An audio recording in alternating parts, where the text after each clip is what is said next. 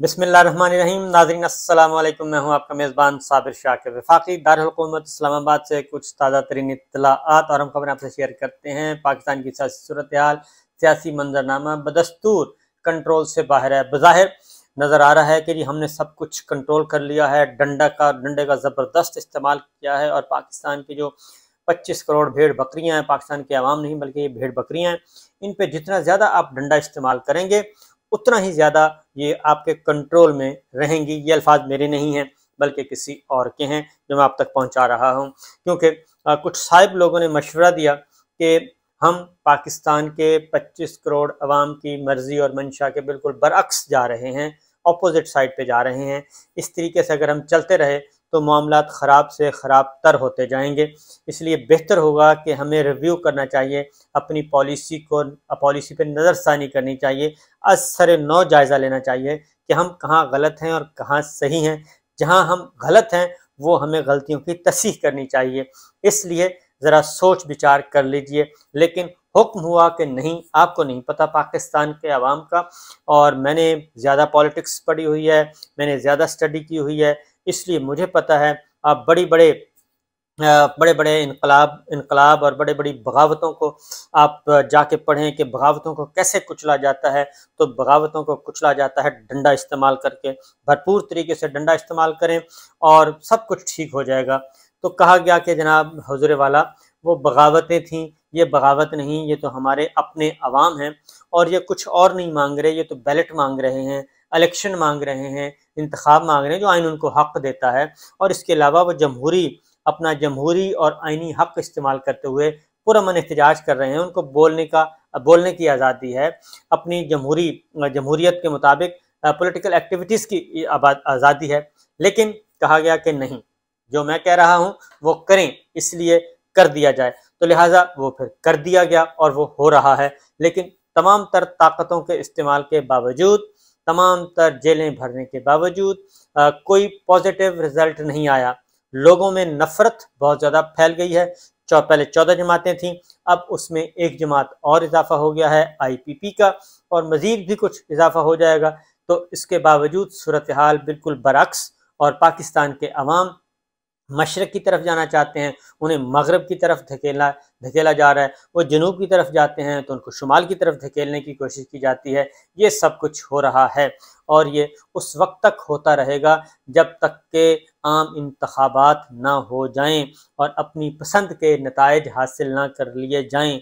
अपनी पसंद के नताइज हासिल करने के लिए इलेक्शन अपनी पसंद के मुताबिक करवाने के लिए बहुत कुछ किया जा रहा है, बहुत कुछ किया जा चुका है और बहुत कुछ किया जा रहा है और बहुत कुछ किया जाएगा।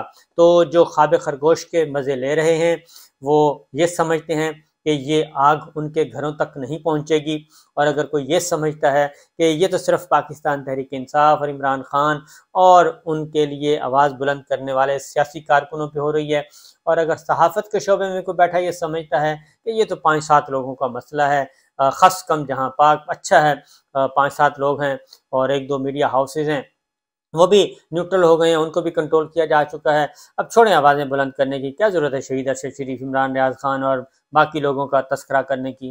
जैसे जैसे मुकदमात होते रहेंगे खुद ब खुद ये भुगतते रहेंगे, हमें क्या इससे। तो नहीं जनाब, ये आग जो है ये पाकिस्तान पीपल्स पार्टी के घर में भी पहुंचेगी, ये मौलाना के घर में भी पहुंचेगी, ये अवामी नेशनल पार्टी के घर में भी पहुंचेगी, ये MQM के घर में भी पहुंचेगी, ये जनाब उन तमाम दानिश्वरों सहाफ़ियों के घरों में पहुंचेगी जो ये समझते हैं कि वो तो महफूज हैं, पुरसकून हैं, वो तो लाइन के इस तरफ हैं। नहीं, कुछ भी नहीं है। तो आप इंतज़ार कीजिए, देखते जाइए। और इसी तरीके से जुडिशरी में जो ऑनरेबल जजेस ये समझते हैं कि ये तो इन लोगों का मसला है, हमारा तो है नहीं, तो ये जाने और इनका जाने काम, हम तो लाइन के इस तरफ हैं। तो नहीं जनाब, आपने लास्टली जस्टिस मोहसिन अख्तर क़यानी साहब को देख ही लिया होगा कि उनको किस तरीके से पलक झपकने में उनके खिलाफ किस तरीके से एक कंपेन चलाई गई, एक प्रोपेगेंडा चलाया गया और उनको भी उसी फहरिस्त में शामिल कर लिया गया। तो लिहाजा ये हर जज तक ये आग पहुंचेगी, हर अदलिया तक पहुंचेगी, और इसलिए मैं बार बार कहता हूं कि अदलिया को तगड़ा करें, अदलिया के पीछे खड़े हो जाएं। और फिर वकला ये समझते हैं کہ یہ تو جناب لطیف کھوسہ کا مسئلہ ہے، یہ تو اعتزاز احسن صاحب کا مسئلہ ہے، یہ حامد خان کا مسئلہ ہے، یہ اشتیاق خان کا مسئلہ ہے، یہ عابد زبیری کا مسئلہ ہے، ہمارا تو ہے نہیں۔ تو جو یہ سمجھتے ہیں، اور یہ اظہر صدیق صاحب کا مسئلہ ہے، یہ باجوہ صاحب کا مسئلہ ہے، باجوہ ایڈوکیٹ کی بات کر رہا ہوں، تو ان کا مسئلہ ہے، تو یہ تو ہمارا تو ہے نہیں۔ تو نہیں جناب، یہ آپ کے گھر تک بھی یہ آگ پہنچے گی۔ آج اگر سردار لطیف خان کھوسہ کے گھر پہ فائرنگ ہوئی ہے، اور کچھ عرصہ پہلے اظہر صدیق صاحب کے گھر پہ پھینکا گیا تھا کھلونا، تو پھر یہ آپ کے گھروں پہ بھی پہنچے گی۔ لہٰذا بہتر یہی ہے کہ مناسب وقت ہے، ابھی سے تیاری کر لیں، اور بھرپور تیاری کر لیں، اور آواز بلند کریں آئین کے لیے، جمہوریت، کسی اور کے لیے نہیں۔ یہ کوئی لڑائی عمران خان، پاکستان تحریک انصاف، صابر شاکر، عمران ریاض خان اور ارشد شریف اور وجاہت سعید خان، ڈاکٹر محیط پیرزادہ، شاہین سبائی، سمی ابراہیم، عارف حمید بٹی، ان کی لڑائی نہیں ہے۔ یہ لڑائی آئین پاکستان کی ہے، جمہوریت کے لیے ہے۔ جو آئین پاکستان کے ساتھ کھڑا ہو جائے گا وہ اپنا فرض ادا کرے گا، اپنا حق ادا کرے گا، اور جو ایک رسپانسبلٹی ہے کہ پاکستان، آپ کو اللہ تعالیٰ نے یہ پروفیشن دیا بولنے کا، آپ حق اور سچ بات کنوے کریں، شعور اجاگر کریں، اویئرنیس کریں، تو اس لیے یہ سب کچھ کرنا پڑے گا۔ اگر یہ سب کچھ نہ کیا، آواز بلند نہ کی، تو میں آپ کو ایک چیز سنواتا ہوں، بہت ہی امپورٹنٹ ہے، وہ ذرا سن لیجئے گا کہ اس وقت ہو کیا رہا ہے۔ آپ کو اندازہ ہو جائے گا کہ ہم اس وقت کس حالت میں رہ رہے ہیں، کیونکہ ٹالرنس جو ہے وہ زیرو ہو چکی ہے، اور خبردار اگر کسی نے سانس بھی لی، سائرہ بانو ہے۔ آج قومی اسمبلی کا میں آپ کو ایک چھوٹا سا پیس شیئر کروں گا۔ قومی اسمبلی کا حال ہے، خالی پڑا ہے، خالی۔ اس میں پہلا جو شخص داخل ہوا وہ مولانا عبدالاکبر چترالی تھے، جماعت اسلامی کے پہلے ایم این اے۔ اس کے بعد ایک خاتون، اور اس کے بعد دوسری، اور تین خواتین آئیں۔ یہ میں ابھی آپ کو ایک 30 سیکنڈ کا پیس ہے قومی اسمبلی کے حال کا منظر، وہ دکھاؤں گا، وہ ذرا دیکھ لیجئے گا۔ اس کے بعد آپ کو اندازہ ہوگا کہ ہے کیا۔ 25 کروڑ عوام کی تقریر کا فیصلہ ہونا ہے، بجٹ منظور ہونا ہے، بجٹ پہ بحث ہو رہی ہے، اور حالت یہ ہے، یہ جو ابھی آپ دیکھیں گے اس سے اب کوئی بھی نہیں ہے، ہو کا عالم ہے بالکل، وہاں پہ سناٹا ہے، اور ایک خاتون ہے تقریر کر رہی ہیں، سائرہ بانو ہیں، وہ اپنی آواز بلند کرتی رہتی ہیں اپنے خاص سٹائل میں، ایک امید کی کرن، ایک بہت ہی مہذب انداز میں۔ لیکن ان کے ساتھ 25 دنوں سے کیا ہو رہا ہے، 25 دنوں سے ان کے ساتھ کیا ہو رہا ہے؟ وہ کہتی ہیں میرا جینا حرام ہو گیا ہے، مجھے مریض بنایا جا رہا ہے۔ اور یہ صرف ان کا مسئلہ نہیں، بہت سارے لوگوں کا۔ ذرا سنیے کہ وہ کیا کہہ رہی ہیں قومی assembly floor of the house میں جا کے کہہ رہی۔ مجھے بتائے میں کیا کروں کہ مجھے یہاں پر یہ مجھے ڈرائے نا، 25 دن سے ڈرایا ہوا ان لوگوں نے، ہر کسی کو ڈرایا ہوا ہے۔ فون پہ بات کرتی، کسی سے رکھو فون پہ بات نہیں کرو، فون پہ بات نہ کروں تو کیا کروں میں کہ کسی سے بات نہیں کر سکتی؟ تو میں یہاں پر کہنا چاہتی ہوں کہ بھائی محب وطن ہے، میری پارٹی کو تو ان سب لوگوں نے بولا کہ تم لوگ تو ان کی گود میں بیٹھے ہوئے ہو، تم لوگ تو پرو فیڈریشن ہو، ہم نے تو کچھ نہیں بولا، تو کم از کم خدا کے واسطے نہ ڈرائیں مجھے، میں اکیلی، میرے بچے ہیں، مت ڈرائیں مجھے۔ اگر میں بیٹھ کر ایسی کوئی ٹویٹ کر دیتی ہوں یا کوئی بات میں کر دیتی ہوں تو اس کا مطلب اصلاح ہوتا ہے، یہ نہیں میں نے بولا کہ تو اسپیکر صاحب جہاں ملک کی حالت ہے، چلیں ٹھیک ہے، روٹی، بجلی، گیس، سب کی پریشانی سہ لیں گے، کوئی بات نہیں اے سی چلائے گا نا کوئی، 2 کمروں میں چلتا تھا، 1 کمروں میں سب بچے، سب لوگ سوئیں گے، ایک وقت کی 1 روٹی کھا لیں گے، باہر سے جو کبھی کچھ کر لیتے تھے نہیں کریں گے، وہ کوئی گھومنا پھرنا ہوگا تو ایک گاڑی میں اوپر نیچے ہو کے بیٹھ جائیں گے۔ نہیں ڈرائے مت پلیز، یہ خوف کی فضا قائم نہ کریں۔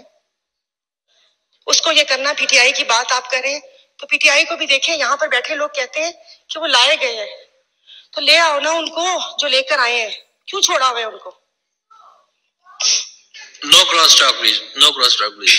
آپ میرپور خاص کے حالات صحیح کریں، وہ سامنے دیکھیں، اسپیکر صاحب نظر آ رہے ہیں، تو اس سے کیا کہتے ہیں، تو سر پھر کٹہرے میں لے کر آ جائیں نا۔ ابھی ایک استحکام پاکستان پارٹی بن گئی، جن کے بارے میں اب کہہ رہے ہیں کہ ہم مل کے پاکستان کو استحکام و دوام بخشیں گے۔ میں نے تو یہی سنا تھا کہ انہوں نے کہا تھا وہ اے ٹی ایم ہے، میں نے تو یہی سنا تھا کہ اون چودھری ڈرگ ڈیلر ہے، میں نے تو یہ سنا تھا فواد چودھری لوٹا ہے، علیم خان بلڈر مافیا ہے، زمینیں وہ کرتے ہیں۔ یہ سب کیسے استحکام بخشیں گے؟ مجھے بھی تو بتائیں نا، مجھے بھی تو بتائیں نا کیسے استحکام بخشیں گے؟ کہ وہ ابھی پتا چلا کسی پی سی بی کے چیئرمین پہ ہو رہا تھا، ان کی فیکٹری سیل کر دی. مجھے اس دن پتا چلا کہ ان کی شوگر مل ہے. سارا سینٹ تو بلڈر سے بھرا ہوا ہے، ٹوبیکو مافیا بھی ادھر ہے. آج یہاں بات کر رہے تھے ٹوبیکو کی، تو میں نے کہا شاید پتہ نہیں لڑائی ہو گئی ہے ان سے. بلڈرز، کانٹریکٹر سب موجود ہیں وہاں پر. تو پھر کل کو یہاں پر بھی آ جائیں گے. جو کرنا ہے کر لیں، کیونکہ جو بھی اگر آپ صحیح کریں گے یا غلط کریں گے اس کا حساب آپ لوگ خود آپ دیں گے. کوئی، کیونکہ وہ ایک ججمنٹ ڈے بھی آئے گا نا، اور وہاں پر تو کوئی خفیہ وہ چیز بھی نہیں وہ ہو سکتی، نہ کوئی سفارش کر سکتا ہے، نہ رشوت چلتی ہے وہاں پر. وہ آپ جانے اور آپ کا کام جانے. لیکن یہاں پر جس وقت جو زندہ ہے نا ان کو تھوڑا سا زندہ رہنے دیتے.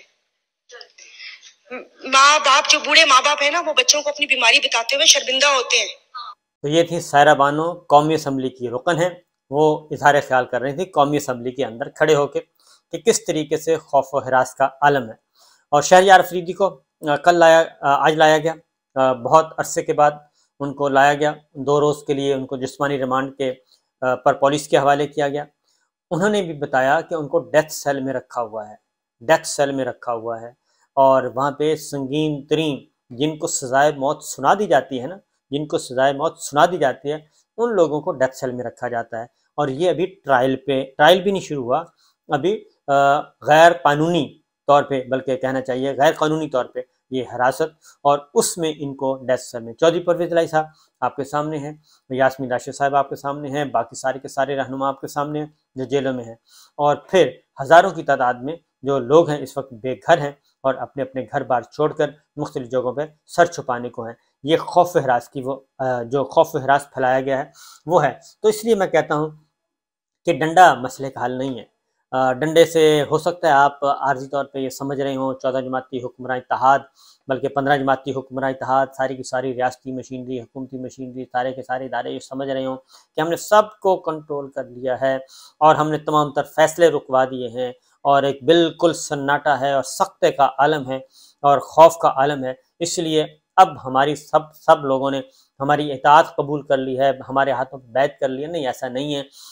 یہ چیزیں جمع ہو رہی ہیں، یہ غبار جو ہے وہ جمع ہو رہا ہے، جیسے پریشر کوکر میں جمع ہو رہا ہوتا ہے. وہ ہلکی ہلکی آنچ بھی رکھ دی جائے تو تب بھی اس میں اتنا غبار پیدا ہو جاتا ہے. کچھ دیر کے بعد تھوڑا سا ٹائم لگتا ہے کہ جب اس کو پھر آپ جب اس کا ڈھکن پھٹتا ہے یا اس کو اٹھاتے ہیں تو پھر وہ سارے کے سارا پورے کے پورے گرد و پیش کو اپنی لپیٹ میں لے لیتا ہے. بہرحال شہریار افریدی کی آج جس طریقے سے انہوں نے گفتگو کی، لیکن انہوں نے کہا جی کہ ہم حق اور سچ کے ساتھ کھڑے ہیں.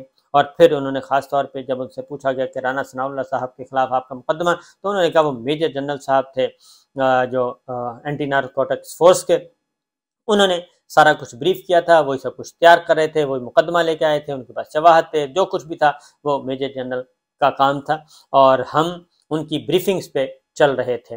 تو انہوں نے یہ بات بتا دی. عمران خان صاحب بھی پہلے بتا چکے ہیں، بہت سارے وزیر بھی بتا چکے ہیں کہ ان کو میجر جنرل صاحب آئے تھے، انہوں نے یہ سارا کا سارا بتایا تھا. تو بہرحال لیکن ہم سیکھتے کچھ نہیں ہیں، سبق نہیں سیکھتے تاریخ سے.